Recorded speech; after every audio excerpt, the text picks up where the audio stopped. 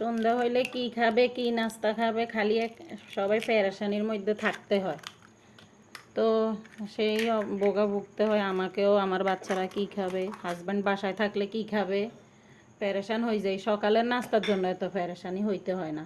রুটি, নুডলস, পরোটা একটা না একটা থাকেই, কিন্তু সন্ধ্যা হইলে এই ভুগতে হয়। তাই আমি কি করব, এখন শর্টকাটে একটা রেসিপি বানাই দিব বাচ্চাদেরকে। এখানে আমি 3টা ডিম নিচ্ছি, একটু সুজির পিঠা বানাবো। 3টা ডিম নিয়েছি। এখন আমি পরিমাণ মতো চিনি দিব, মিষ্টিটা একটু কম দিব, ভালো লাগে না এখন আর মিষ্টি বেশি খেতে। দিয়ে দিব সামান্য একটু লবণ, দিয়ে দিব 2 টেবিল চামচ দুধের গুঁড়ো,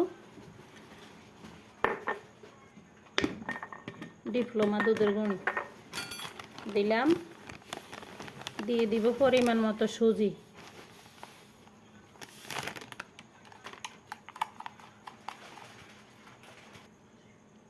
তো দেখুন, এই যে এখন আমি এটা 10 মিনিটের জন্য রেস্টে রেখে দিব। 10 মিনিট পরে এটা আমি তেলে ছাঁকবো, ঠিক আছে? তো বিসমিল্লাহ পরে দিয়ে দিলাম। এই যে দেখুন, বিসমিল্লাহ পরে দিয়ে দিলাম। তো দেখুন, দিয়ে দিচ্ছি। 10 মিনিট পরে আমি আসছি এগুলা বানাইতে। মাশাআল্লাহ, অনেক সুন্দর হচ্ছে ইনশাআল্লাহ, আলহামদুলিল্লাহ। এই যে দেখুন, মাশাআল্লাহ কি সুন্দর হয়েছে। আমি একদম ছোট ছোট করে দিছি বলগুলা, অনেক সুন্দর হয়েছে মাশাআল্লাহ। এই যে দেখুন, একদম ছোট ছোট করে কাওয়াইগুলো আমি ফেলতেছি এখানে। মাশাআল্লাহ, আলহামদুলিল্লাহ। এগুলা একদম কালো জামের মতো হচ্ছে। এগুলা যদি এখন শিরায় দেয় একদম পুরো কালো জাম হবে।